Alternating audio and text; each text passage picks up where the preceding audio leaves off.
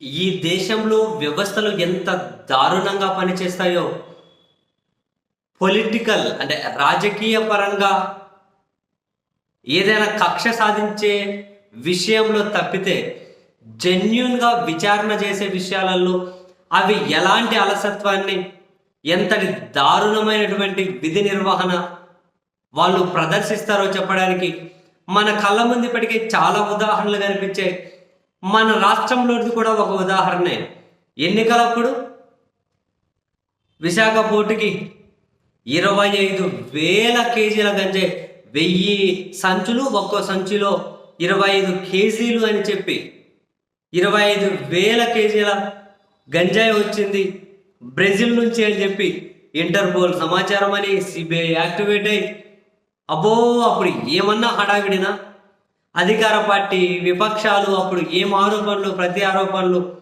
ఇప్పుడు టీడీపీలో ఉన్నటువంటి ఒక ఎంపీ సన్నిహితులని, ఒక పార్టీ రాష్ట్ర అధ్యక్షురాలకి బంధువులని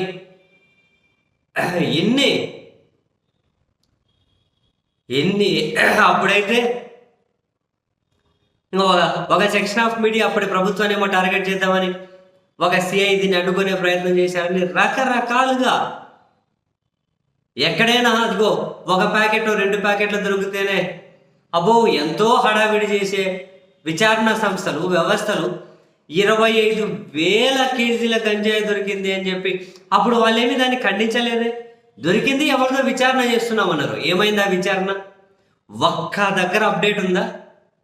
ఒక్క రవ్వంత అప్డేట్ ఉందా? ఏమైంది ఆ విచారణ? ఇప్పుడు అధికారంలో ఉన్నటువంటి పార్టీ మరి ఇప్పుడు చేయండి విచారణ, అదేంటో తేల్చండి.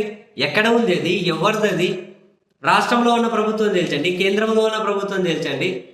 అబ్బో అప్పుడు విపక్షంలో ఉన్న తెలుగుదేశం పార్టీ అయితే జగన్మోహన్ రెడ్డి గారి బ్రదర్స్ అని చెప్పి ఇంక ఏదో రకరకాల వాళ్ళ ఫోటోలు పెట్టి మామూలు హంగామా చేయలే. అప్పుడు ఆ విషయంలో కొందరు మీద విమర్శలు చేశారని చెప్పి ఇప్పుడు ఈ ప్రభుత్వం వచ్చిన తర్వాత కొందరు వైసీపీ నాయకుల మీద కొందరి మీద కేసులు పెట్టి నోటీసులు కూడా ఇచ్చారు. అసలైన విషయం ఏది? ఎక్కడికి పోయాయి 25,000 కేజీల గంజాయి? ఎవరిది? దీని వెనకున్న సూత్రధారులు ఎవరు? పాత్రధారులు ఎవరు? ఎవరు తేల్చాలి? ఎందుకు సైలెంట్ ఉన్నారు? ఇదేమన్నా మళ్ళీ పొలిటికల్ టర్న్ తీసుకుంటే అప్పుడు వీళ్ళ హడావిడి ఉంటుంది చూడు మాస్టరు. నాకు ఈ వ్యవస్థలు ఎప్పుడు చూసినా నవ్వే వస్తుంది. ఎప్పుడు అవి జెన్యున్గా పనిచేసినట్లు కనిపించవు. ఎప్పుడైనా రాజకీయ ప్రయోజనాలు కనిపిస్తే తప్ప అప్పుడు పనిచేస్తే చూడు మాస్టరు. హడాపిడి ఫైలు సంఖ్యలో పెట్టుకొని మీడియా సమావేశాలు పెట్టి ఇంకా అసలు వీళ్ళ హడాపిడి మామూలుగా ఉండదు. మరి ఇప్పుడు ఏమైంది? అది దాని గురించి ఒక అప్డేట్ ఇవ్వరేంటి? ఏంటి? ఎవరు దాని వెనకలు ఉన్నారు? అసలు ఏంటి కథ? తేల్చారు కదా. ఏం పట్టింది? ఎవరికేం పట్టింది తేల్చడానికి? ఆయన గింత దొరికిందంటే ఒకరు ఇంత దొరికినా కానీ సరే హడావిడి చేయండి, కంట్రోల్ చేయండి. మరి ఇదేమైంది? ఒక ముచ్చట్లేదు దాని మీద.